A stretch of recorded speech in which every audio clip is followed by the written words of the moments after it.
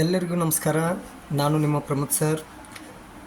ತಮಗೆಲ್ಲರಿಗೂ Jnanabhakti academy and techno solution LLP ವತಿಯಿಂದ ಹಾಗೂ ಜ್ಞಾನಭಕ್ತಿ ಕಂಪ್ಯೂಟರ್ ಸೆಂಟರ್ ವತಿಯಿಂದ ಹಾಗೂ educational Samarth Sai YouTube channel ವತಿಯಿಂದ ಮಗದೊಮ್ಮೆ ಸ್ವಾಗತ. ಈಗ ನಾವು ಎಕ್ಸೆಲ್ನಲ್ಲಿ ಭಾಗ 1, 2 ಹಾಗೂ 3ರಲ್ಲಿ ಸಾಕಷ್ಟು ಅಂಶಗಳನ್ನು ತಿಳಿದುಕೊಂಡಿದ್ದೇವೆ. ಇವತ್ತು ನಾವು ಭಾಗ 4ರಲ್ಲಿ ನಂಬರ್ ಫಾರ್ಮ್ಯಾಟಿಂಗ್ ಅಂತೇಳಿ ಇಲ್ಲಿ ಇಷ್ಟು ಕಾಲಮ್ ಬರ್ತದಲ್ಲ, ಇದರ ಕುರಿತು ತಿಳಿದುಕೊಳ್ಳಬೇಕಾಗಿದೆ. ಇನ್ನು ನಂಬರ್ ಫಾರ್ಮ್ಯಾಟಿಂಗ್ದಲ್ಲಿ ಸಾಕಷ್ಟು ಅಂಶಗಳು ಬರ್ತವೆ. General, number, currency, accounting, short date, long date ಅಂದರೆ ಡೇಟ್ ಅಂತೇಳಿ ಬರ್ತದೆ, time, percentage, fraction, scientific, text, ಈ ರೀತಿ ಸಾಕಷ್ಟು ಅಂಶಗಳು ಬರ್ತವೆ. ನಾವು ಇದರಲ್ಲಿ ಮೊದಲಿಗೆ ಪ್ರತಿಯೊಂದೊಂದು ಅಂಶನ ತಿಳಿದುಕೊಳ್ಳೋಣ. ಮೊದಲು ಈ ಪೇಜನ್ನು ನಾನು ಸ್ವಲ್ಪ ಜೂಮ್ ಮಾಡ್ತೀನಿ, ಯಾಕಂದ್ರೆ ನಿಮಗೆ ಇಡೀ ಡಾಟಾ ಕ್ಲಿಯರಾಗಿ ಕಂಡು ಬರಬೇಕಂತೇಳಿ ನಾನು ಇಚ್ಛೆ. ಈಗ ನೋಡಿರಿ,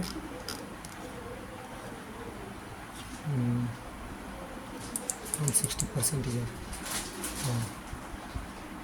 ಈಗ ನನಗೆ ಅನಿಸೋ ಮಟ್ಟಿಗೆ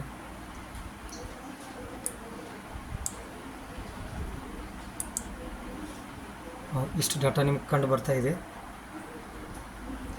ಈಗ ಇಲ್ಲಿ ಮೊದಲಿಗೆ ಬರೋದು ಜನರಲ್ದಲ್ಲಿ ಇಲ್ಲಿ ಜನರಲ್ ಐತಿ. ಜನರಲ್ನಲ್ಲಿ ನೋ ಸ್ಪೆಸಿಫಿಕ್ ಫಾರ್ಮ್ಯಾಟ್ ಅಂತಾರೆ, ಅಂದರೆ ಇಲ್ಲಿ ಯಾವುದೇ ವಿಷಯಗಳನ್ನು ನಾವು ನಮೂದಿಸ್ಬೋದು. ಅದಕ್ಕಾಗಿ ನಾನು ಜನರಲ್ದಲ್ಲಿ ಕೆಲವು ಹೆಸರುಗಳನ್ನು ನಮೂದಿಸಿದ್ದೀನಿ. ಆಮೇಲೆ ನಂತರ ಇಲ್ಲಿ ಬರ್ತದೆ ನಂಬರಿಂಗ್ ಅಂತೇಳಿ. ಇಲ್ಲಿ ಏನು ಮಾಡೋಣ, ನಾವು ಈಗ ಕೆಲವು ಸಂಖ್ಯೆಗಳನ್ನ ಪ್ಲಸ್ ಮತ್ತು ಮೈನಸ್ ಇರುವಂಥ ಸಂಖ್ಯೆಗಳನ್ನ ಟೈಪ್ ಮಾಡಿಕೊಳ್ಳೋಣ. ಎಲ್ಲಿ ಟೈಪ್ ಮಾಡಿನ, ಇಲ್ಲಿ ಟೈಪ್ ಮಾಡಬೇಕು. ಈ ರೀತಿ ನಾನು ಪ್ಲಸ್ ಹಾಗೂ ಮೈನಸ್ ಇರುವಂಥ ಸಂಖ್ಯೆಗಳನ್ನ ನಾನು ಇಲ್ಲಿ ಟೈಪ್ ಮಾಡಿಟ್ಕೊಂಡಿದ್ದೀನಿ.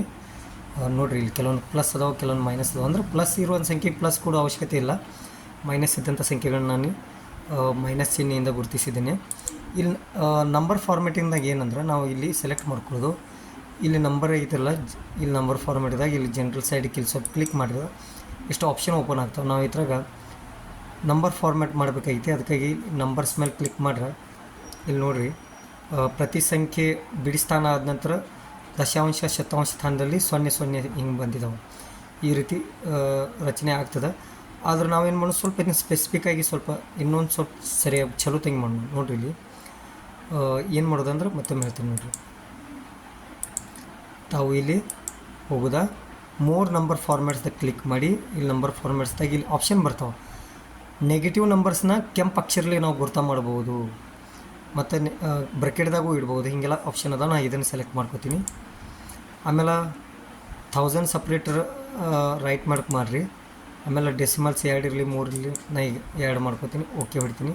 ನೋಡಿರಿ, ಮೈನಸ್ ಇರುವಂಥ ಸಂಖ್ಯೆ ಎಲ್ಲ ಕೆಂಪಾಗಿಬಿಟ್ಟಿದ್ದಾವೆ. ಇಲ್ಲಿ ಮೈನಸ್ ಇರುವಂಥ ಸಂಖ್ಯೆ ಕೆಂಪಾಗಿಬಿಟ್ಟಿದ್ದಾವೆ, ಪ್ಲಸ್ ಇರುವಂಥ ಬ್ಲ್ಯಾಕ್ ಕಲರ್ದಾಗ ಅದಾವೆ. ಅಂದ್ರೆ ನಾವು ಇಲ್ಲಿ ಸುಲಭವಾಗಿ ಋಣಾತ್ಮಕ ಚಿಹ್ನೆ ಉಳ್ಳ ಸಂಖ್ಯೆನಂದ್ರೆ ನೆಗೆಟಿವ್ ನಂಬರ್ಸನ್ನು, ಮೈನಸ್ ಸಂಖ್ಯೆಗಳನ್ನು ನಾವು ಗುರುತಿಸ್ಬೋದು.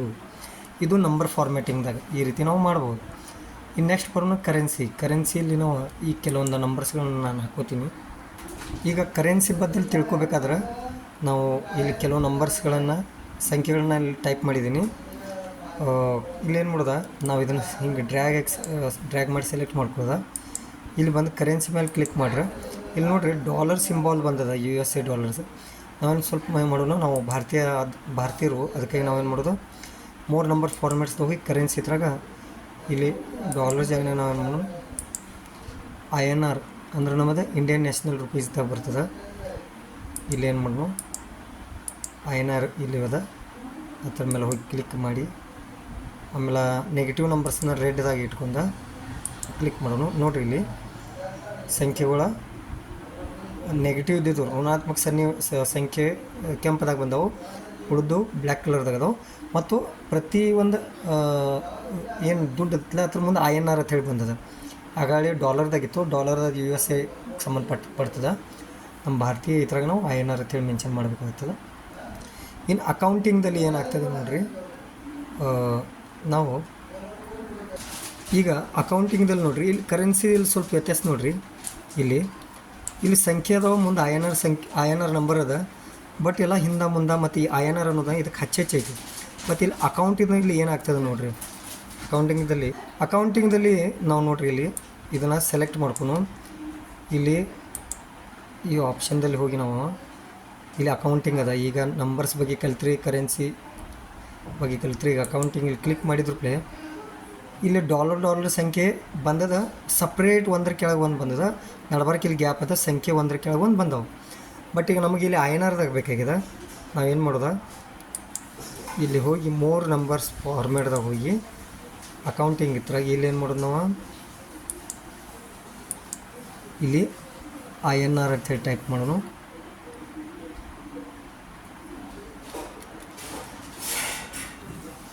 ಇಲ್ಲಿ INR ಅಂಥೇಳಿ ನಾವಿಲ್ಲಿ ಟೈಪ್ ಮಾಡಿದ್ರೆ ನೋಡಿರಿ ಇಲ್ಲಿ INR ಅಂಥೇಳಿ ಬಂದದನ್ನ ಅದ್ರ ಮೇಲೆ ಕ್ಲಿಕ್ ಮಾಡಿ ಓಕೆ ಅಂದ್ರಪ್ಲೆ ಇಲ್ಲಿ IDR ಆಯಿತು, INR ಆಗಬೇಕಾಯಿತು.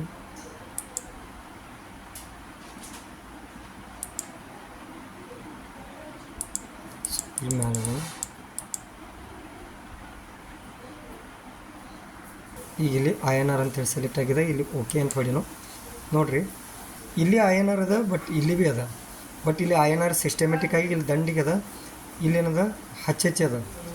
ಇದು ಅಕೌಂಟಿಂಗ್ದಲ್ಲಿ ಈ ರೀತಿ ಸಿಸ್ಟಮೆಟಿಕ್ಕಾಗಿ ನಾವು ಡಾಟಾ ತಯಾರು ಮಾಡ್ಬೋದು. ಹೇಗೆ ಹಂಗೆ ನಂಬರಿಂಗ್ ಹೆಂಗೆ ಸಿಸ್ಟಮೆಟಿಕ್ ಮಾಡಿದ್ವಿಲ್ಲ, ಮೈನಸ್ ಇರುವಂಥ ಸಂಖ್ಯೆಯನ್ನು ಕೆಂಪು ಅಕ್ಷರಲಿ, ಪ್ಲಸ್ ಇದ್ದು ಡಾರ್ಕ್ ಅಕ್ಷರಲಿ, ಅದೇ ರೀತಿ ಇಲ್ಲಿ ಕರೆನ್ಸಿ ಸಿಂಬಾಲ್ ಹಾಕಿದೆವು. ಅಕೌಂಟಿಂಗ್ದಾಗ ಏನಿರ್ತೈತಿ, ಕರೆನ್ಸಿ ಸಿಂಬಾಲ್ ವ್ಯವಸ್ಥಿತ ಒಂದ್ರ ಕೆಳಗೆ ಬಂದುಬಿಡ್ತದೆ.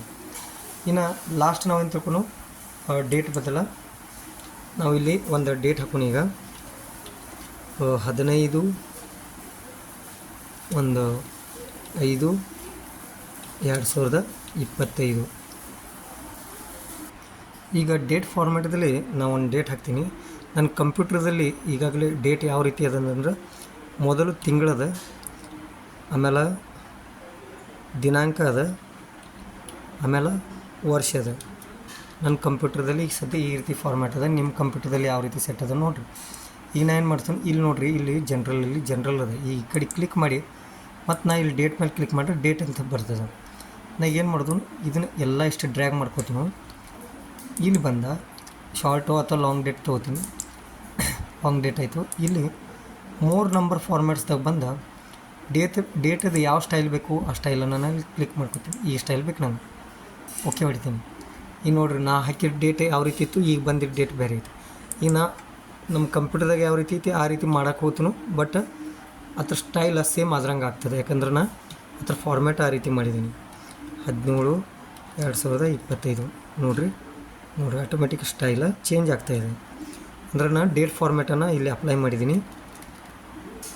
ತಿಂಗಳ ಮೊದಲು ಹಾಕಿದ್ದೀನಿ, ಆಮೇಲೆ ಡೇಟ್ ಹಾಕಿದ್ದೀನಿ, ಆಮೇಲೆ ಇಯರ್ ಹಾಕ್ಕೊಂಡು ಬಂದೀನಿ. ನೋಡಿರಿ ಇಲ್ಲಿ ಎಷ್ಟು ಕಾಲಮ್ಗಳನ್ನ ಸೆಲೆಕ್ಟ್ ಮಾಡ್ಕೊತೀನಿ. ಅಲ್ಲಿ ಎಲ್ಲ ಕಡೆ ಇಲ್ಲಿ ಡೇಟ್ ಹಾಕಿದ್ರೆ ಅದು ತೊಗೋತೀನಿ. ನೋಡಿರಿ ಇಲ್ಲಿ 5/19/2025 ನೋಡಿರಿ, ಅದೇ ಡೇಟನ್ನು, ಅದೇ ಒಂದು ಡಿಸೈನನ್ನು ತೊಗೋತಾಯಿದ್ದೆ, ಫಾರ್ಮ್ಯಾಟನ್ನು ತೊಗೋತಾಯಿದ್ದೆ.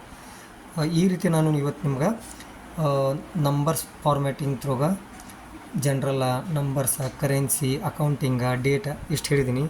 ಮುಂದಿನ ತರಗತಿಯಲ್ಲಿ ನಾವು time, percentage, fractions, scientific text ಮುಂತಾದ ಅಂಶಗಳನ್ನು ತಿಳಿದುಕೊಳ್ಳೋಣ. ಧನ್ಯವಾದಗಳು.